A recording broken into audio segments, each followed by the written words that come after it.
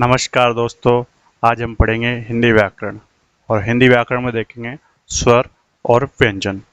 और स्वर और व्यंजन को देखने से पहले हिंदी के कुछ विशेष अर्थ देने वाले शब्दों को देखेंगे, जैसे भाषा किसे कहते हैं या व्याकरण किसे कहते हैं या व्याकरण किसे कहते हैं।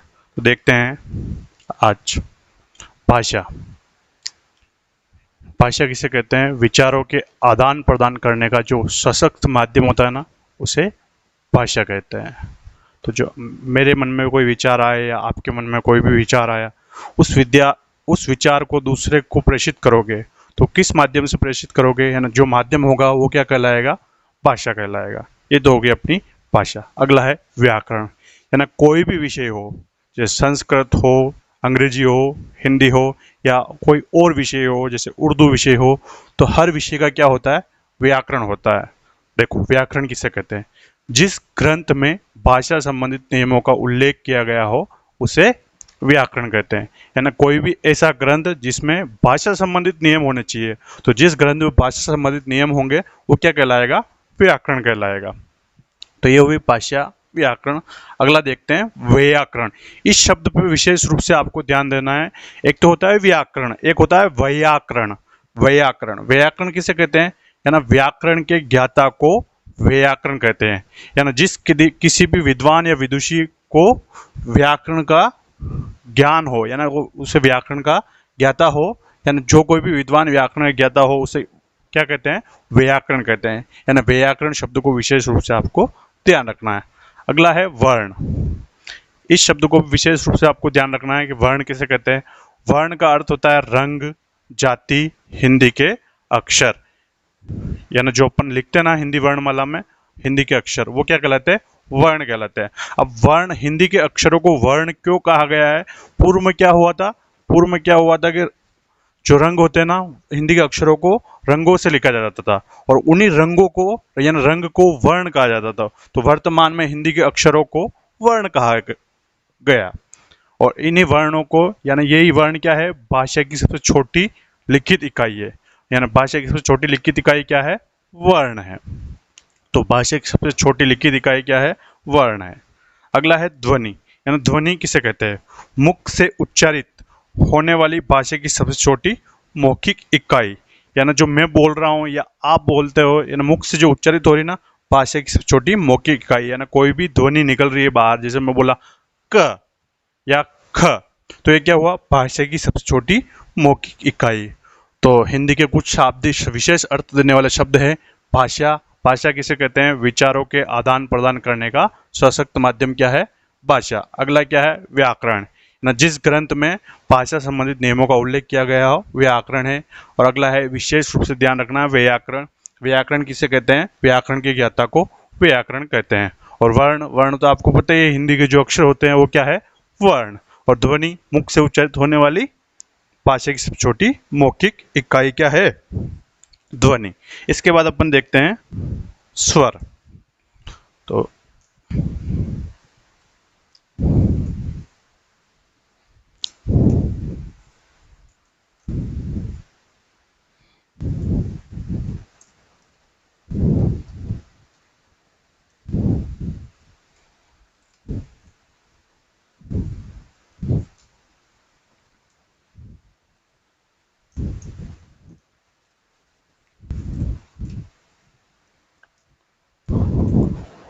देखो, इसके बाद अपन देखते हैं स्वर।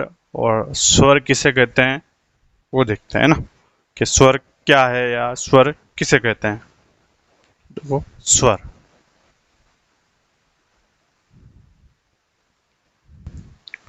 वे ध्वनियां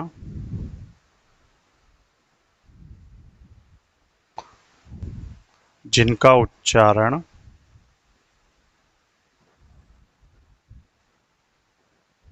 बिना किसी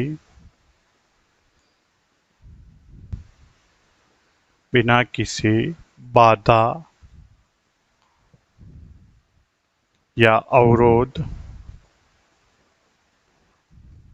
के, वे ध्वनियां जिनका उच्चारण बिना किसी बाधा या अवरोध के किया गया हो, किया जाता हो।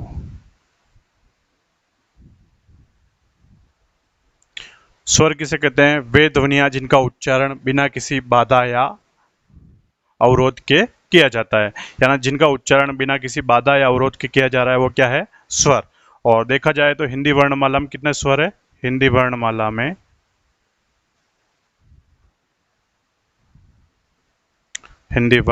में कितने स्वर है?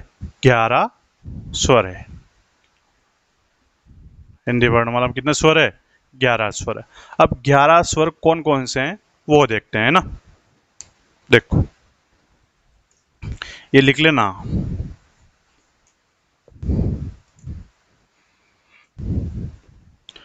हाँ, हिंदी वर्णमाला में कितने स्वर है? 11 स्वर है। अब 11 स्वर कौन कौन से हैं देखो। 11 स्वर: अ, आ, ई, ई, ओ, उ, री, ए, आई, ओ, औ। कितने स्वर है? 11 स्वर है। 11 स्वर कौन कौन से? 1 2 3 4 5 6 7 8 9 10 11। कितने स्वर हुए? 11 स्वर हुए। तो हिंदी वर्णमाला में कितने स्वर है? विशेष रूप से आपको ध्यान रखना है 11 स्वर है। और 11 स्वर कौन कौन से? ये रहे। अब इनका उच्चारण देख लो एक बार विशेष रूप से कि इनका उच्चारण कैसे किया जाता है। अपन कहते हैं ना छोटी बड़ी, छोटा ऊन बड़ा ऊ, नहीं ऐसे नहीं कहता। इनका उच्चारण थोड़ा अंतर है। अ, आ, ई क्या है? ये है ई और ये है ई। उ, उ, री, ए, आई। इनका भी विशेष रूप से ध्यान रखना है। ये क्या है? ए और ये क्या है? आई। देखो ये शब्द क्या लिखा हुआ है? ऐश्वर्या। क्या लिखा हुआ है? ऐश्वर्या लिखा हुआ है या ऐश्वर्या लिखा हुआ है? तो इस शब्द को क्या कहा गया? क्या उच्चारण किया गया है इसका? ऐश्वर्या।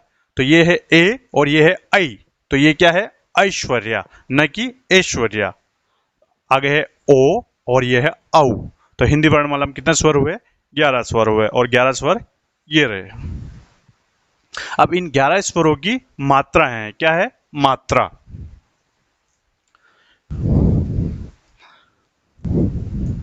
11 स्वरों की मात्रा है। तो मात्रा की परिभाषा लिख लेते हैं। देखो मात्रा,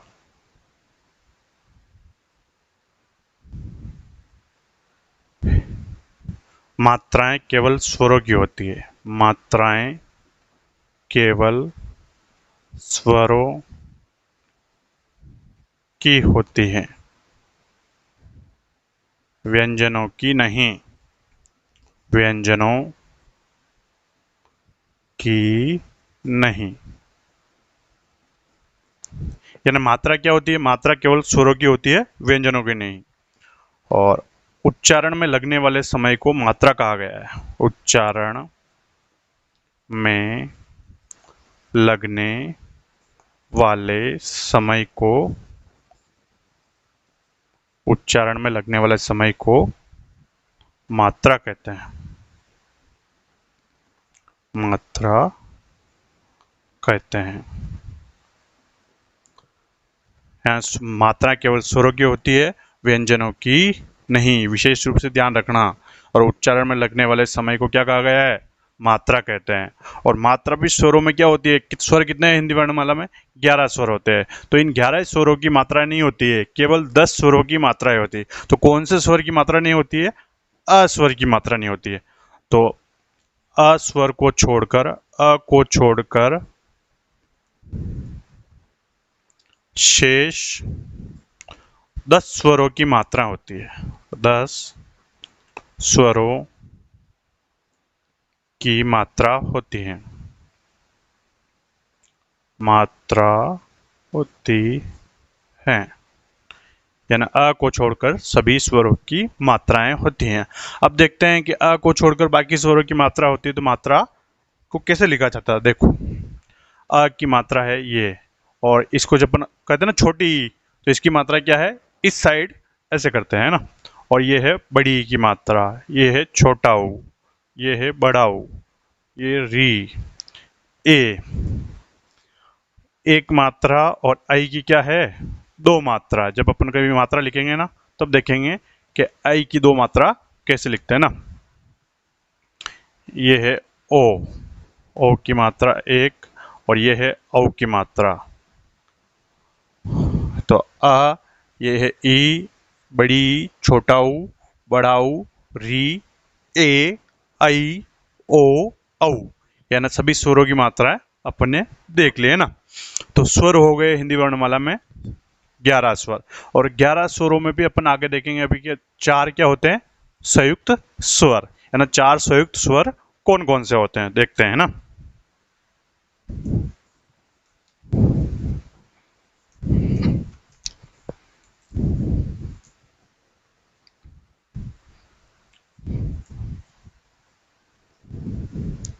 कितने संयुक्त स्वर होते हैं, 4 संयुक्त स्वर होते हैं।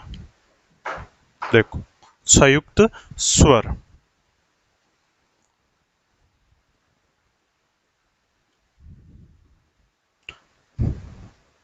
4 संयुक्त स्वर होते हैं।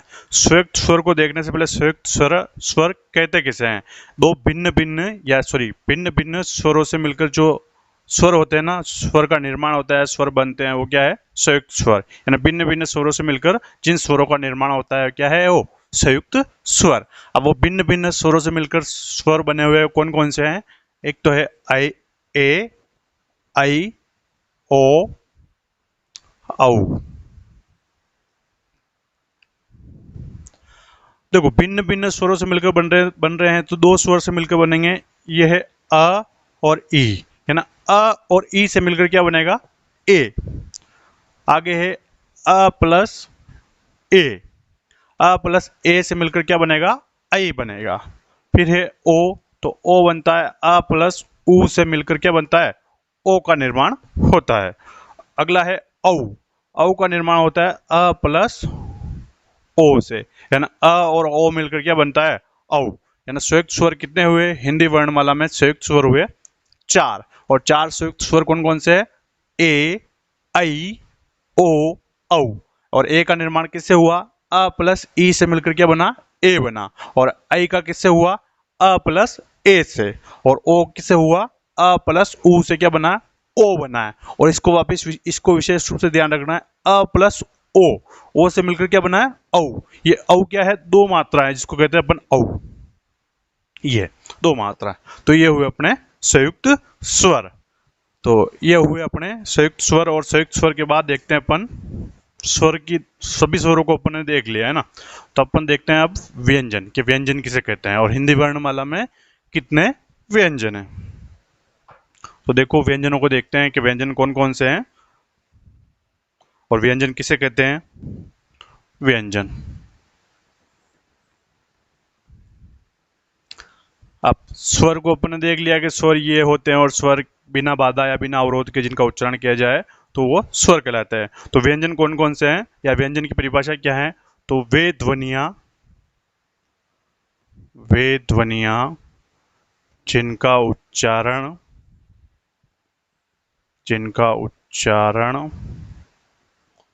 करते समय, वे ध्वनियां जिनका उच्चारण करते समय प्रश्वास में कहीं न कहीं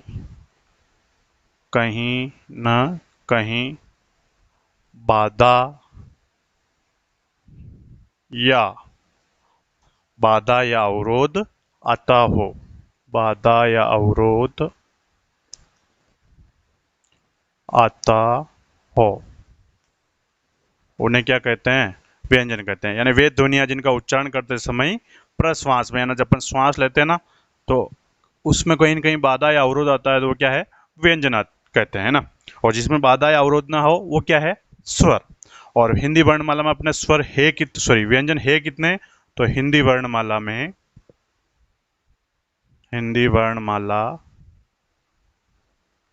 मूल रूप से कितने व्यंजन है, 33 व्यंजन है। हिंदी वर्णमाला में 33 व्यंजन है। अब ये 33 व्यंजन कौन कौन से हैं उनको देखते हैं ना।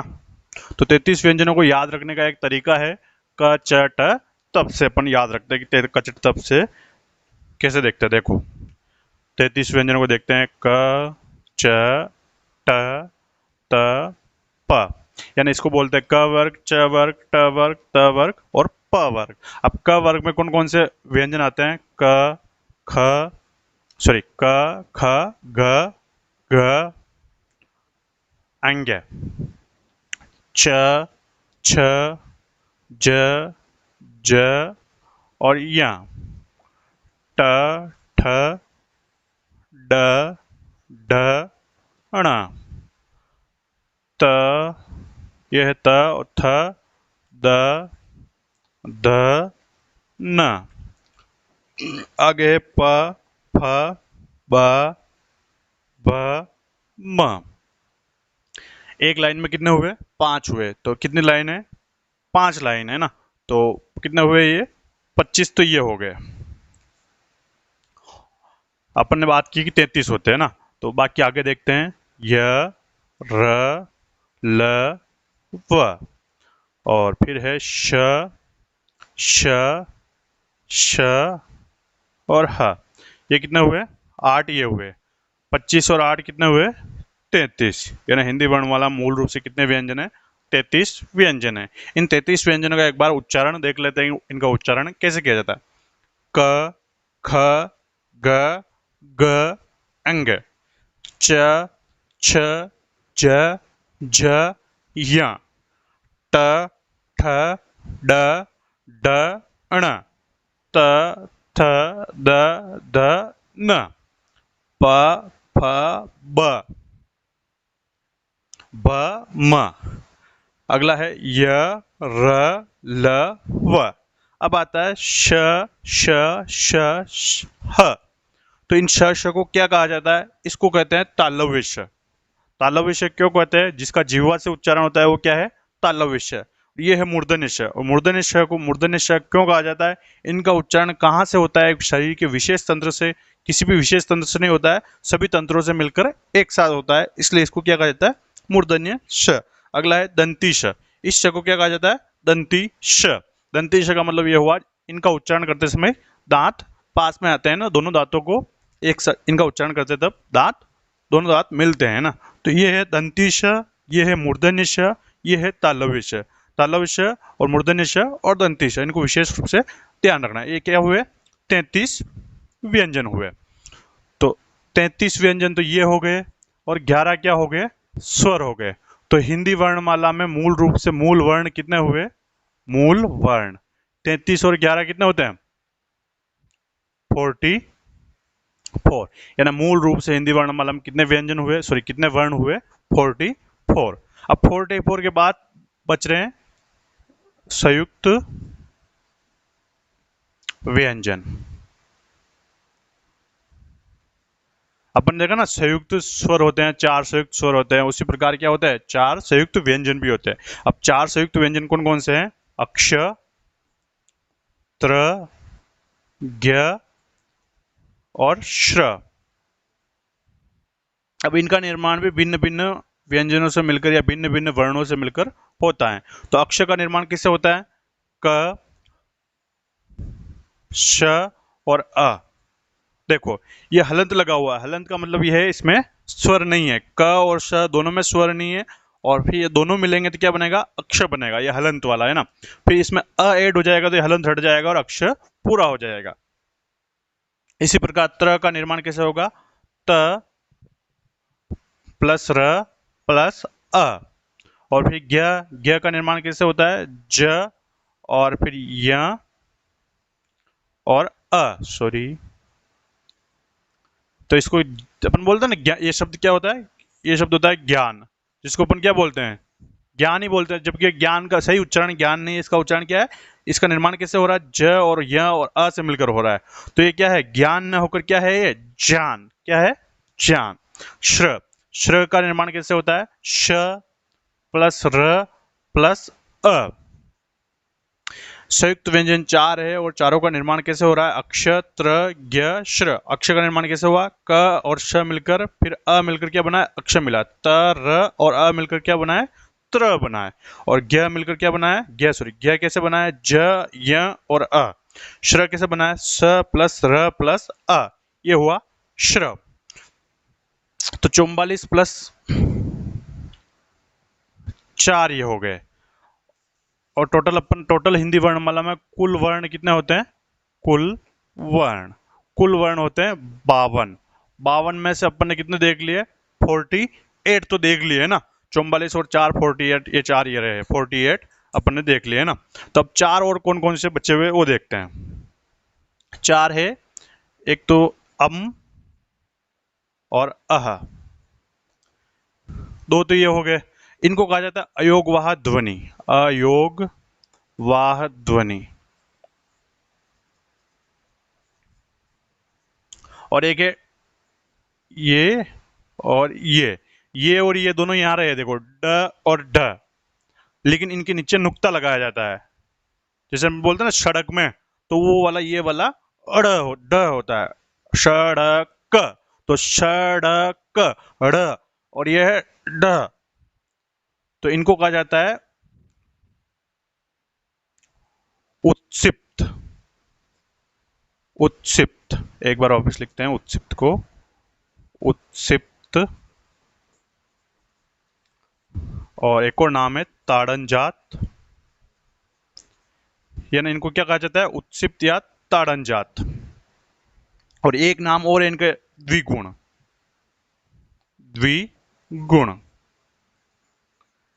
तो 44 4 और एक और है 4, कितने हुए टोटल? 48 प्लस 4 वापस क्या हुए? 52। तो हिंदी वर्णमाला में कितने वर्ण हुए?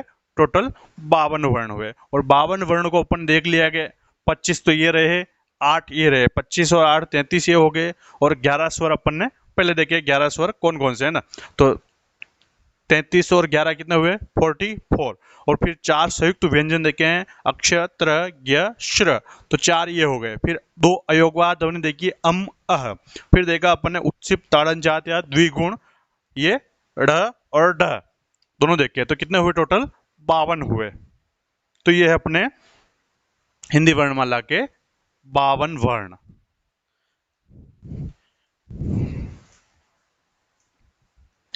इसके बाद अपन देखते हैं एक शाब्दिक अर्थ देने वाला या विशेष अर्थ देने वाला है, उसको क्या कहते हैं अपन देखते हैं। द्वित्व व्यंजन एक और बाकी रह गया, द्वित्व व्यंजन।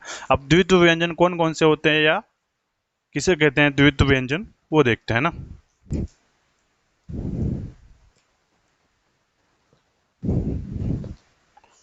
द्वित्व व्यंजन,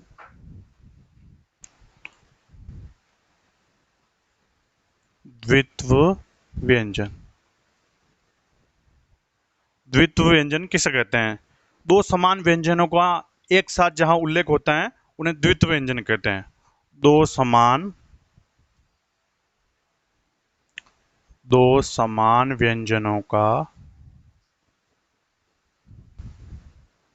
व्यंजनों का जहां एक साथ उल्लेख होता हो उन्हें द्वित्व व्यंजन कहते हैं। उन्हें द्वित्व व्यंजन कहते हैं। द्वित्व व्यंजन कहते हैं।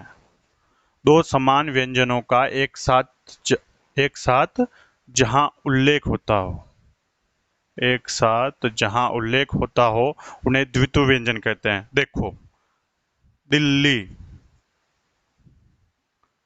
जैसे करके देखना है, जैसे दिल्ली। दो समान व्यंजन मतलब ल और ल का उच्चारण एक साथ हो रहा है, तो ये क्या हुआ? द्वित्व व्यंजन। और देख लो जैसे दिल्ली के बाद है कुत्ता, दो त का उच्चारण यहां हो रहा है, तो ये भी क्या हुआ? द्वित्व व्यंजन। और देख लो कुत्ता और बिल्ली, ल का उच्चारण यहाँ भी क्या हो रहा है? 2 बार हो रहा है, तो क्या हो गया? द्वित्व व्यंजन। और द्वित्व व्यंजन क्या है? दो समान व्यंजनों का जहां एक साथ उल्लेख होता हो वो द्वित्व व्यंजन। तो ये है द्वित्व व्यंजन। और आज अपन ने देखा है स्वर और व्यंजन, यानी स्वर कितने प्रकार के, कितने स्वर होते हैं और कितने व्यंजन होते हैं। तो इसके बाद अपन आगे स्वर और व्यंजनों का वर्गीकरण देखेंगे। जय हिंद, जय भारत।